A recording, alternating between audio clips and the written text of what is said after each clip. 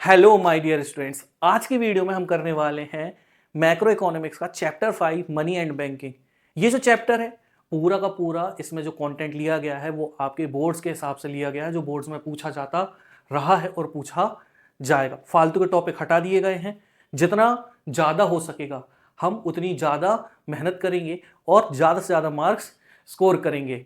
So with that said, my name is Manav. Without further delay, let's get started.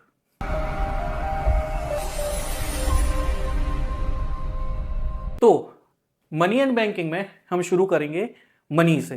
जो money है ये एक Latin term मोनिटा से लिया गया है और यहां पर ये कॉमनली यूज किया जाता है, एक्सेप्ट किया जाता है एज मीडियम ऑफ एक्सचेंज। यहां स्पेलिंग मिस्टेक है, मीडियम ऑफ एक्सचेंज। मनी जो है ये अलग अलग ऑथर्स के द्वारा अलग अलग फंक्शंस के हिसाब से क्या की गई है, एक्सप्लेन की गई है। एक सिंपल सी डेफिनेशन वॉकर ने दी है, money is what money does. Money वही है जो मनी करता है। Money is what money does, money के सारे काम मनी करता है। वाहियात सी डेफिनेशन है, सानू की, लिख के आ जाओ। फिर एवोल्यूशन अगर हम देखें कि ये जो मनी है जिसके पीछे दुनिया पागल है, इसकी शुरुआत कहाँ से हुई, तो इसकी शुरुआत हुई थी, सबसे पहले आया था कमोडिटी मनी। मतलब कोई पैसा नहीं, एक सामान के बदले दूसरा सामान बदला जाता था, जैसे बोला जाता था कमोडिटी मनी। इसमें बहुत सारी चीज़ें जैसे फर, स्किन, सॉल्ट, राइस, वीट, ये सारी चीज़ें होती थी। इसे बार्टर एक्सचेंज के नाम से भी जाना जाता था। बहुत सारी समस्याएं आई कमोडिटी मनी या बार्टर एक्सचेंज में, चैप्टर में आगे समझेंगे। बट इन समस्याओं से बचने के लिए लेकर आया गया मेटेलिक मनी को। इसमें क्या क्या मेटल्स देखने मिले, गोल्ड, सिल्वर, कॉपर एक्सेट्रा। लेकिन इसमें दिक्कत क्या थी? दिक्कत ये थी कि इसे, क्योंकि पहली बात इजीली हैंडल तो किया जा सकता था और इनकी क्वांटिटी को समझा भी जा सकता था, बट आगे चल के इनमें क्या हुआ कि कहीं ना कहीं जो लूट पाट है वो होने लग गई। गोल्ड वगैरह लोग, है ना, जैसे आज छीन के भाग जाते हैं, उस समय भी होता था। तो लोगों ने बोला यार समस्या है, कुछ और आसान ढूंढना पड़ेगा। तो इंट्रोड्यूस कराया गया किसको? पेपर मनी को, क्योंकि गोल्ड और सिल्वर को एक जगह से दूसरी जगह ले जाना काफ़ी खतरे भरा होता था। इसी वजह से पेपर मनी जो है मार्केट में इंट्रोड्यूस करवाई जाती है। और एक और इसका ये फायदा था कि इसे इजीली रेगुलेट भी किया जा सकता था, जिसे हमारे भारत में RBI, reserve bank of India, regulate करता है। मेनली इसमें करेंसी नोट और पेपर मनी देखने के लिए मिल जाते हैं, जो सेंट्रल बैंक इशू करता है, दैट इज हमारे केस में आरबीआई। अगला है credit money. Credit money simply आप अपना पैसा जो बैंक में रख देते हैं और वो पैसा आप कभी भी आपके चेक्स के थ्रू बैंक से निकाल सकते हैं। इसे ही बोला जाता है क्रेडिट मनी। याद रखना, ये उधारी में दिया गया वाला पैसा नहीं है, क्रेडिट क्रिएशन वाला पैसा नहीं है। ये वो पैसा जो आपने रखा है, जो आप चेक्स या दूसरे माध्यम से कभी भी निकाल सकते हैं। एक क्वेश्चन कई बार ये पूछ लिया जाता है कि क्या चेक मनी का काम करता है? तो यहाँ पर याद रखना, जो चेक है ये मनी नहीं होता है, ऑल्दो ये फंक्शन करता है एज मनी। डिफरेंस क्या है? देखो, चेक के लिए आप मना कर सकते हो कि नहीं चाहिए भैया, लेकिन पैसे के लिए कौन मना करता है? कोई नहीं करता। यही डिफरेंस है दोनों में। फिर आया प्लास्टिक मनी, और प्लास्टिक मनी में आते हैं हमारे डेबिट कार्ड और क्रेडिट कार्ड। फिर बार्टर सिस्टम की बात करेंगे।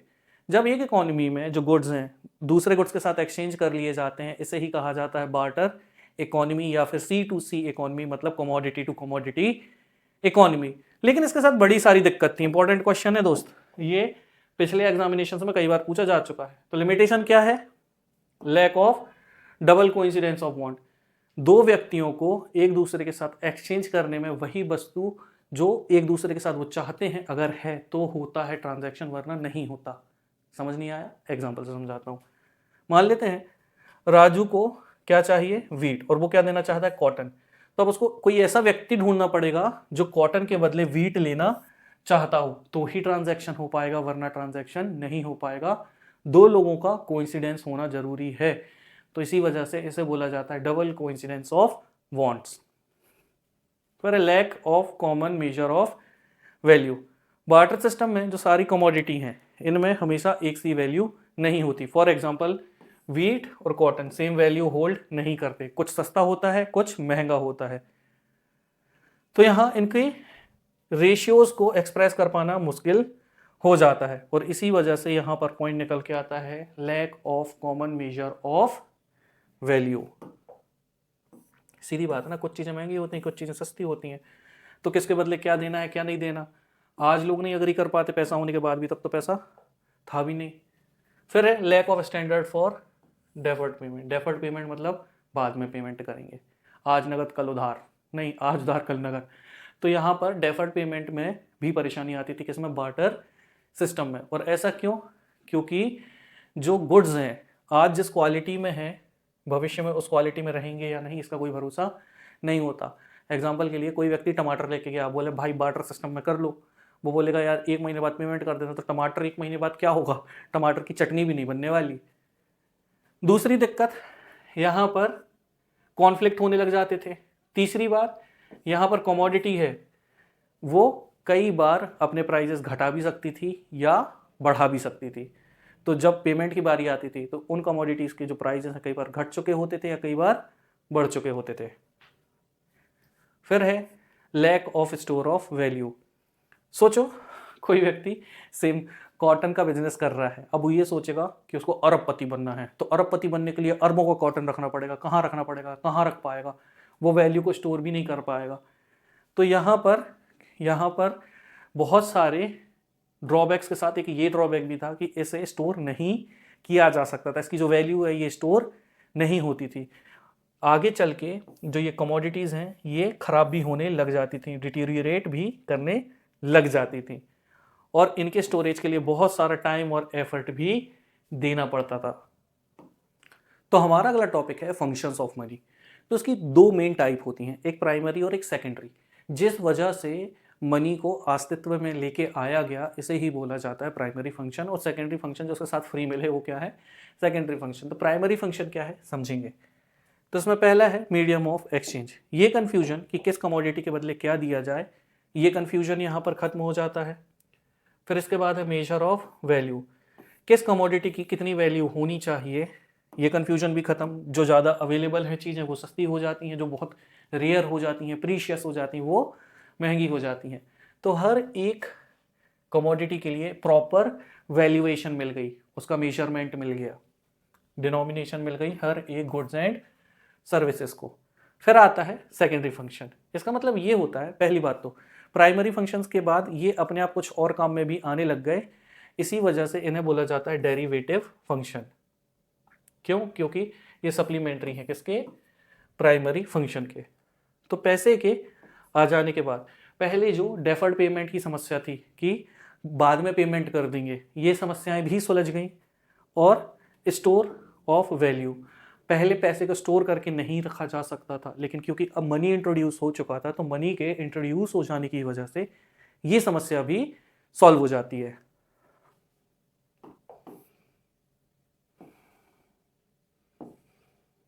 Then comes money supply. Money supply की अगर हम बात करें तो मनी सप्लाई का मतलब ये होता है कि जो एक समय पे पब्लिक के पास जितना भी पैसा होता है held by the public is called money supply. अब मनी सप्लाई में आपको ध्यान क्या देना है, पहला ध्यान ये देना है कि यहाँ पर सिर्फ वो पैसा होगा जो किसके पास होगा, पब्लिक के पास में होगा। और यहाँ पर कौन होगा, इंडिविजुअल होंगे और बिजनेस फर्म होंगे, बट बैंक और गवर्नमेंट ये नहीं होंगे। ध्यान रखना, बैंक गवर्नमेंट ये नहीं होंगे, क्योंकि इनमें से एक मनी क्रिएटर है और एक मनी सप्लायर है। हम बात करेंगे सिर्फ उन लोगों की जो मनी होल्डर होंगे। ये एक स्टॉक कॉन्सेप्ट होता है। क्यों, क्योंकि जब हम पढ़ रहे होते हैं तो उस समय एक पर्टिकुलर पॉइंट ऑफ टाइम की बात की जाती है, पीरियड ऑफ टाइम की बात नहीं की जाती, इसी वजह से ये एक स्टॉक कॉन्सेप्ट कहलाता है। फिर आता है कंपोनेंट ऑफ मनी सप्लाई। तो इसमें 2 कंपोनेंट है। पहला वो पैसे जो पब्लिक के पास हैं, जो मोस्ट लिक्विड है। देखो लिक्विड टर्म बार बार आती है, कंफ्यूज मत होना। लिक्विड का मतलब होता है वो पैसा जो इजीली या सबसे जल्दी किस में कन्वर्ट किया जा सके, कैश में। तो मोस्ट लिक्विड क्या है, कैश है। कैश को थोड़ी कैश में कन्वर्ट करते हैं, तो लिक्विड का मतलब ये होता है कैश। सबसे ज्यादा लिक्विड होता है कैश। फिर क्या होता है, चेक। 1-2 दिन लग जाते हैं उसको चेक को कैश बनने में, तो ऐसी सिचुएशन में थोड़ा कम और लिक्विड हुआ। तो ऐसे धीरे धीरे धीरे करके जो चीज जितने जल्दी कैश में कन्वर्ट हो सके वो उतनी ज्यादा लिक्विड होती है। इसमें सारे कॉइन्स और सारे पेपर नोट इंक्लूडेड होते हैं। नेक्स्ट, करेंसी मनी, इसे फिएट मनी भी बोला जाता है। क्यों बोला जाता है? क्योंकि ये सरकार के आदेशों पर चलाई जाती है, और क्योंकि सरकार के आदेशों द्वारा ये चलाई जाती है इसीलिए इसे फिएट मनी भी बोला जाता है, क्योंकि इसी पैसे को उपयोग करके आप अपने भविष्य के या अभी के डेट्स को पूरा कर सकते हैं। इसी वजह से इसे फिएट मनी बोला जाता है। इसे लीगल टेंडर मनी भी बोला जाता है। क्यों बोला जाता है? क्योंकि आप सारी उधारी और ऑब्लिगेशन जो है इससे पूरी कर सकते हैं। गवर्नमेंट ने इश्यू किया इसलिए फिएट मनी, उधारी चुकाई जा सकती हैं, सारी ऑब्लिगेशंस पूरी की जा सकती हैं, इसीलिए लीगल टेंडर मनी। तो इसके बाद हमारा अगला पॉइंट है क्या? Demand deposit with bank. सारा का सारा वो पैसा जो किसके पास रखा हुआ है? बैंक के पास रखा हुआ है। कौन से बैंक? कमर्शियल बैंक, यानी कि आरबीआई के अलावा जो दूसरे बैंक हैं जो जनता के साथ इंटरेक्ट करते हैं वो सारे बैंक। यहां पर जितने भी डिमांड डिपॉजिट होंगे उनको इसमें कैलकुलेट किया जाता है। याद रखना, डिमांड डिपॉजिट वो पैसा होता है जो आपकी मर्जी के अनुसार किसी भी समय निकाला जा सकता है। इसमें फिक्स्ड डिपॉजिट कैलकुलेट नहीं होते। डिमांड डिपॉजिट मतलब जब भी आप डिमांड करेंगे आपके डिपॉजिट से पैसा निकलेगा, सिर्फ वही पैसा काउंट होगा। फिर आता है अदर डिपॉजिट्स विद आरबीआई। क्या होता है? बड़े बड़े इंस्टीट्यूशन जैसे वर्ल्ड बैंक, जैसे मॉनेटरी फंड, जैसे दूसरे देशों की गवर्नमेंट कई बार अपना पैसा किसके पास रखवाते हैं? आरबीआई के पास। बहुत सारे कारण हो सकते हैं, कारणों से मतलब नहीं है, लेकिन जो भी पैसा है वो इसमें काउंट तो किया जाएगा। तो ऑल इन ऑल सीधी बात है कि मनी सप्लाई के कंपोनेंट है 3: currency with public, demand deposit with bank and other deposit. इसके बाद आता है measures of money supply. Important topic. Measures of money supply में समझने वाली बात क्या है? एक अर्थव्यवस्था में कितना मनी सर्कुलेट हो रहा है, इसी के कैलकुलेशन को करना कहलाता है मनी सप्लाई। हमने अभी 3 पॉइंट पढ़े थे। करेंसी जो किसके पास है? पब्लिक के पास, जो बैंक के पास है, और जो अदर डिपॉजिट्स हैं। ये M1 में, उससे पहले समझेंगे 1967-68 के पहले गवर्नमेंट जो है वो यूज करती थी थ्रू आरबीआई क्या? Narrow measure of money. 1977 के बाद और भी मेजर्स आए, M1, M2, M3 और M4। क्या होते हैं ये समझेंगे। देखो साधारण सा गवर्नमेंट ज़्यादा दिमाग नहीं लगाती थी, पैसा कैलकुलेट करती रहती थी, लेकिन उन्हें समझ में नहीं आया कि अक्सर पैसे की काउंटिंग में दिक्कत आती थी, तो उन्होंने कॉन्सेप्ट बना दिए। 4 concept, M1, M2, M3, M4। M1 simplest है, मोस्ट लिक्विड है। यहां पर ये क्या है? देखो M1 जो करेंसीज पब्लिक के पास है, डिमांड डिपॉजिट जो बैंक के पास है, अदर डिपॉजिट जो आरबीआई के पास है, जो हमने अभी मनी सप्लाई में पढ़े थे वो। इसी में आप एक काम करो, क्या करो? सीधा पोस्ट ऑफिस कि मैं जितनी सेविंग्स लोगों की पड़ी है उसको ऐड कर दो, तो बन गया M2। M1 में 3 चीजें, चौथी डालो M2। चौथी क्या? सेविंग अकाउंट, जो कि कहाँ है? पोस्ट ऑफिस में। फिर अगर इसका मन नहीं है M2 बनाने का तो एक काम करो M3 बना दो। क्या कर दो? नेट टाइम डिपॉजिट डाल दो। नेट टाइम डिपॉजिट मतलब करेंटली जितना पैसा बैंक में डाला गया है वो ऐड कर देना है, तो क्या बन जाएगा? M3। इसके बाद अगर M4 बनाना है तो इसी M3 को लेके आओ और M4 बन जाएगा। क्या ऐड कर देने में? वो टोटल डिपॉजिट जो post office saving bank account में है, एक्सक्लूडिंग NSC। NSC का फुल फॉर्म क्या होता है? National saving certificate. फिर से एक बार याद दिलाता हूं। M1 3 चीजें, M2 उसी 3 चीज में आप डाल दो। क्या? यहां पर जितनी भी सेविंग डिपॉजिट है पोस्ट ऑफिस बैंक में। अगर M2 का मन नहीं है तो M1 को इधर ले आओ, इसमें आप क्या डाल दो? Net time deposit. M3 बन गया। M4 बनाना है तो M3 को उठा के ही M4 में डाल दो और वहां net time deposit post office के साथ वाले डाल दो, तो बन जाएगा M4। बट इसमें क्या नहीं डालना? NSC, national saving certificate. कितने गया? ये रहा। समझने वाली बात क्या है, ये दोनों कॉन्सेप्ट है नैरो कॉन्सेप्ट, ये दोनों कॉन्सेप्ट जो है ये है broad concept. That's it. Moving on to the next topic is bank. तो बैंक और बैंकिंग को अगर हम पढ़ें तो यहां पर ये समझने वाली बात है कि ये जो टर्म बैंक है ये लिया गया है एक फ्रेंच वर्ड बैंक से, जिसका मतलब होता है या तो बेंच या तो काउंटर। ये एक ऐसा इंस्टीट्यूशन होता है जो लोगों से उनके डिपॉजिट एक्सेप्ट करता है, उन्हें लोन देता है और इन्वेस्टमेंट करने में भी मदद करता है ताकि उनका खुद का भी प्रॉफिट हो सके with the aim of earning profit. इनके दो फंक्शन होते हैं, एक तो डिपॉजिट एक्सेप्ट करना, दूसरा जिनको लोन की जरूरत है उनको लोन एडवांस करना। किसी को लोन देने को ही बोला जाता है एडवांसिंग ऑफ लोन्स। अब डिपॉजिट्स की बात करें हम तो डिपॉजिट्स होते हैं तीन तरीके के, एक करेंट अकाउंट।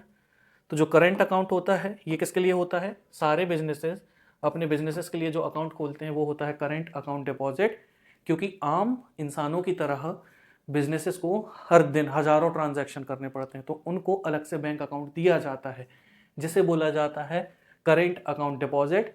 इसमें इंटरेस्ट देने की बजाय गवर्नमेंट कुछ फीस चार्ज करती है क्योंकि इनको जरूरत से ज्यादा बैंकिंग सर्विस यूज करनी होती है। आम जनता के लिए जो अकाउंट दिए गए वो थे सेविंग अकाउंट डिपॉजिट। इसमें बैंक लोगों की सेविंग हैबिट्स को बढ़ाने के लिए उन्हें उल्टा अपनी तरफ से एक इंटरेस्ट ऑफर करती है ताकि लोग पैसा ज्यादा से ज्यादा सेव करें और ऐसे डिपॉजिट्स जो नॉर्मली पब्लिक अपनी सेविंग्स के लिए यूज करती है इसे बोला जाता है सेविंग अकाउंट डिपॉजिट। फिर आता है फिक्स्ड अकाउंट डिपॉजिट। लोग अक्सर जब कुछ थोड़ा पैसा इकट्ठा मिलता है उसे फिक्स्ड अकाउंट में डिपॉजिट करा देते हैं। क्यों? क्योंकि उनको एक attractive rate of interest saving account से थोड़ा ज़्यादा मिलता है, तो उनका पैसा कुछ एक समय के लिए फिक्स कर दिया जाता है। उस फिक्स किए गए पैसे को ये समय अवधि 15 दिन से 10 साल तक की हो सकती है। यहाँ पर उनको एक हाई इंटरेस्ट रेट का ऑफर मिलता है जिस वजह से लोग अपना पैसा इसमें रख देते हैं। इसे ही बोला जाता है फिक्स्ड अकाउंट डिपॉजिट। फिर अगला फंक्शन क्या होता है, एडवांसिंग लोन। तो लोगों को क्या दिया जाता है, पहला है कैश क्रेडिट। कैश क्रेडिट जो नॉर्मल लोन आप सुनते रहते हो ना कि व्यक्ति ने लोन ले लिया है, तो ऐसे लोन कहलाते हैं कैश क्रेडिट। तो हमारा अगला लोन जो है वो है डिमांड लोन, और ये थोड़ा अतरंगी किस्म का लोन होता है। क्यों? क्योंकि इसमें एक लिमिट दे दी जाती है सामने वाले को। जैसे राजू को बोला गया कि भाई तेरे पास 10 लाख रुपए की लिमिट है। इसमें जो राजू है ये अपनी ज़रूरत के हिसाब से उससे पैसा निकाल सकता है एक समय के लिए। जैसे मान लो 2 लाख की ज़रूरत थी तो उसने 2 लाख निकाल लिए, तो बैंक वो 2 लाख रुपए उसको दे देगा और जितने समय के लिए वो लोन लेगा उस लोन के ऊपर इंटरेस्ट रेट लगा दिया जाता है। फिर आता है short term loan. As the name से कुछ लोगों को कई बार कुछ छोटे समय के लिए लोन की ज़रूरत पड़ती है और ऐसे लोन कहलाते हैं शॉर्ट टर्म लोन। अब हम बात करेंगे one of the most important topic that is central bank की। तो सेंट्रल बैंक की अगर हम बात करें तो सेंट्रल बैंक कब बना, ये इसकी एक पूरी जर्नी है। तो सेंट्रल बैंक एपेक्स बॉडी है। एपेक्स बॉडी का मतलब होता है टॉप, जो कि कंट्रोल करेगी, ऑपरेट करेगी, रेगुलेट करेगी और डायरेक्शन भी देगी पूरे बैंकिंग सिस्टम को और मॉनेटरी स्ट्रक्चर को हमारे कंट्री में। तो बैंकों को कंट्रोल करना, उन्हें ऑपरेट करना, रेगुलेट करना, उन्हें दिशा निर्देश देना, ये सारे काम करेगा आरबीआई। इसकी अगर हम बात करें तो इसने अपने ऑपरेशंस शुरू किए थे 1 अप्रैल 1935 को। ये मत सोचना अप्रैल फूल बना दिया था। तो ये आया कैसे, इसके लिए एक एक्ट लाई गई थी 1934 में जिसका नाम था reserve bank of India act 1934, और इसे नेशनलाइज राष्ट्रीयकृत कब किया गया, 1949 में 1 जनवरी को। अब हम समझेंगे आरबीआई के फंक्शंस क्या होते हैं। बहुत इंपॉर्टेंट क्वेश्चन है। और आरबीआई के पहले फंक्शन में आता है कि आरबीआई जो है ये एक करेंसी ऑथोरिटी होती है। इसका मतलब ये है कि भारत देश में जितने भी नोट्स हैं इसे प्रिंट करने का पूरा अधिकार, सोल राइट किसका है, ये आरबीआई का होता है। इसमें 1 रुपए का नोट और सिक्के ये आरबीआई इशू नहीं करता। नोट्स में 1 रुपए ये फाइनेंस मिनिस्ट्री इशू करती है जिसमें साइन होते हैं फाइनेंस सेक्रेटरी के, और सारे सिक्के जो है ये गवर्नमेंट ऑफ इंडिया जो है ये इसे इशू करेगी बाकी इसके अलावा जो सारी नोट्स हैं उनमें जो सिग्नेचर होंगे वो किनके होंगे, वो सिग्नेचर होंगे आरबीआई के गवर्नर के। Next, banker to the government. जिस प्रकार जो दूसरे कमर्शियल बैंक हैं हम आम जनता को सर्विसेज देते हैं, जैसे SBI, PNB, axis bank, ICICI bank, ऐसे ही भारत सरकार को सेवा देता है कौन, आरबीआई। गवर्नमेंट के लिए जो बैंक ऑपरेट करेगा वो बैंक कौन सा बैंक है, वो है आरबीआई। ये एज अ बैंकर काम करेगा गवर्नमेंट का, एज अ एजेंट भी काम करेगा और एज अ फाइनेंशियल एडवाइजर भी। ये इनको फाइनेंशियल एडवाइस भी देते हैं कि आपको ये डिसीजन लेना चाहिए या नहीं लेना चाहिए। फिर आता है bankers bank and supervisor.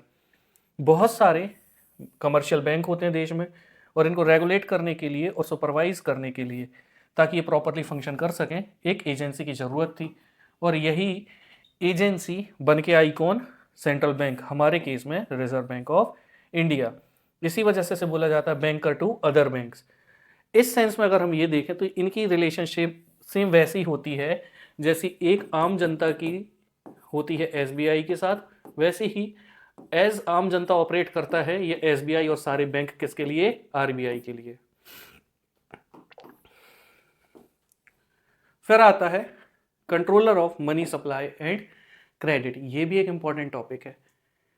Reserve bank of India अपनी मॉनेटरी पॉलिसीज के थ्रू कंट्रोल करता है अर्थव्यवस्था में, इकोनॉमी में क्रेडिट को और सप्लाई ऑफ मनी को। यानी कि हम जो आसपास अपने पैसे देख रहे होते हैं एक इकोनॉमी में, अर्थव्यवस्था में, इस पैसे में कमी लाना या इसमें बढ़ोतरी करना, ये आरबीआई के कंट्रोल में होता है, जिसके लिए ये कई सारे मेजर्स ले सकते हैं, कई सारे कदम उठा सकते हैं। जिसमें पहला क्या है, रेपो रेट, जिसे रीपर्चेस रेट भी कहा जाता है। ये वो रेट होता है जिसमें आरबीआई हमारे यहाँ जो कमर्शियल बैंक है इनकी शॉर्ट टर्म नीड्स को पूरा करने के लिए लोन देता है आरबीआई। फॉर एग्जांपल एसबीआई को शॉर्ट टर्म के लिए पैसे की जरूरत है तो आरबीआई कुछ परसेंट में एसबीआई को पैसे दे देगा, इसे बोला जाता है रेपो रेट। बट याद रखना रेपो रेट होता है शॉर्ट टर्म। फिर आता है बैंक रेट। मान लेते हैं उसी एसबीआई को लॉन्ग टर्म नीड्स में लोन की जरूरत पड़ी, तो अब यही रेपो रेट ना कहला के क्या कहलाएगा, बैंक रेट। फिर आता है रिवर्स रेपो रेट। मान लेते हैं एसबीआई के पास ज्यादा पैसा आ गया तो उसने सोचा यार एक काम करते हैं, आरबीआई में कुछ दिनों के लिए अपना पैसा रख देते हैं।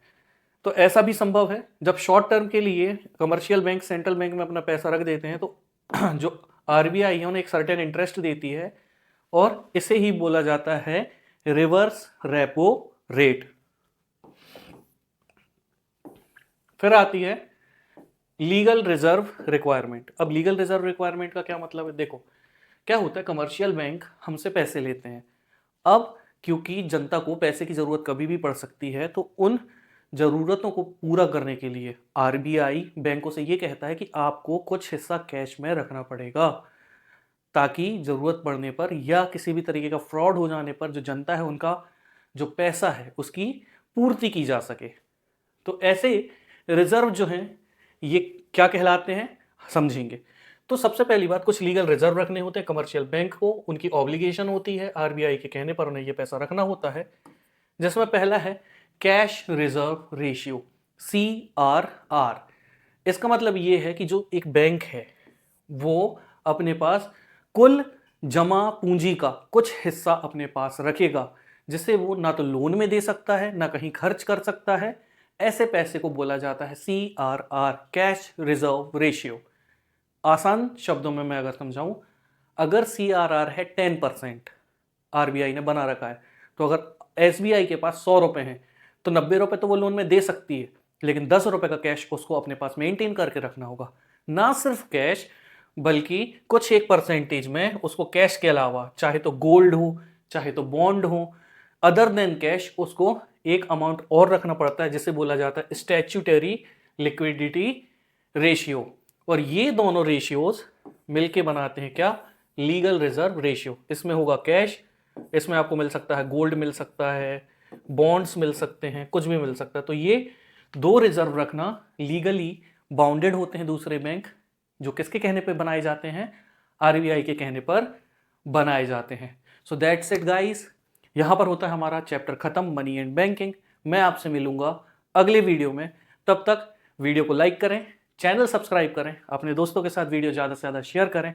My name is Manav, signing off. जय हिंद।